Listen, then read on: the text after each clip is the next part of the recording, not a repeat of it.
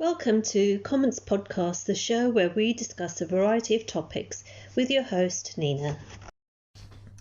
After nearly 18 months of being closed, London's theatres are reopening and the West End is thriving with a full house of audiences.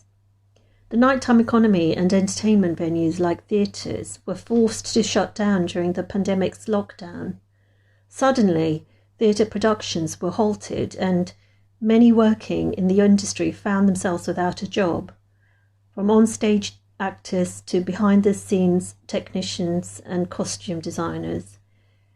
Many performers did not get any subsidy initially and found themselves out of job and without a paycheck.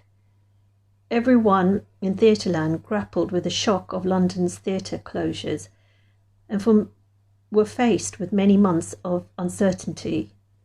Some venues opened tentatively with the earlier lifting of restrictions, implementing COVID health and safety measures ranging from social distancing with theatregoers seating rearranged accordingly, enforced mandatory mask wearing and usage of hand sanitizers.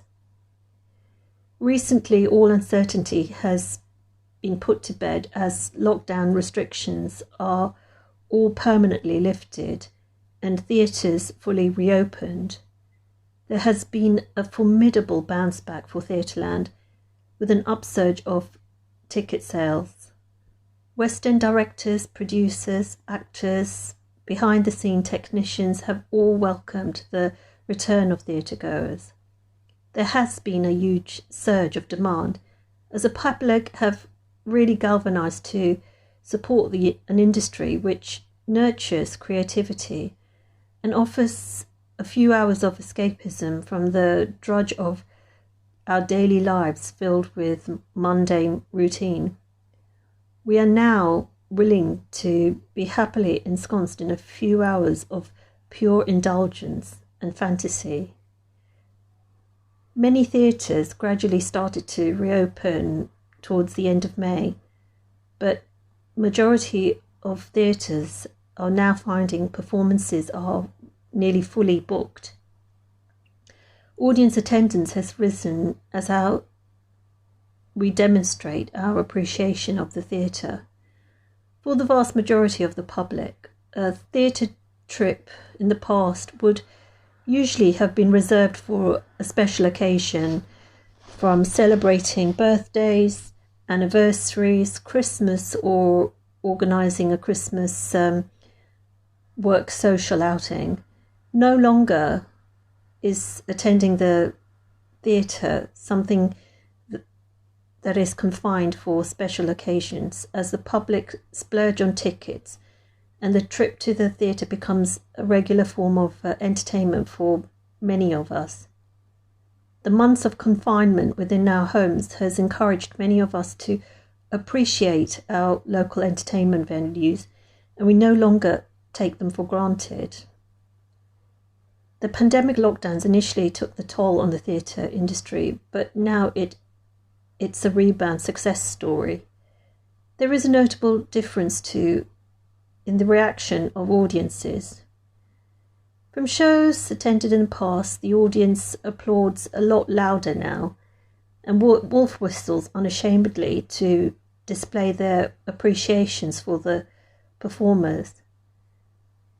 The audience is far more demonstrative than ever. We're almost emulating our US cousins from across the pond. Yet the effect is contagious, as those of the public who may have felt a little bit reticent get up now off their seats to provide a standing ovation and clap louder than ever. Going to the theatre for matinee shows is now also a real family occasion, with parents taking their children along to watch a musical spectacle or a classic fairy tale play. And again, a family trip to the theatre is no longer confined to pantomime season. For many, the theatre is no longer considered to be exclusive, but a venue which has seen a rise in interest as we appreciate they are the part and heart of local communities. Theatres suffered a severe financial loss for nearly 18 months of closure, and many were on the brink of administration and compelled. Some, unfortunately, were casualties and forced to shut down permanently. To evade financial ruin, many theatres, which have struggled now more than ever, need the support of the public. It is heartening to see the public support, which is really demonstrated as they attend theatre shows, showing their support for small independent theatre productions. And that support has ensured that these small independent theatres can continue to remain open. Many of these local theatres as well are part of local communities. They do offer additional services from amateur dramatic, after school drama classes, as well as housing perhaps a coffee shop. Many of these services are affordable, and the theatre facilities are also easily accessible to local residents. As the lockdown restrictions are lifted, the public will continue to support Theatreland, and hopefully this will not be just confined to the odd occasion, but something that we'll sort of book in our diary as a regular fixture. Thank you for tuning into today's episode.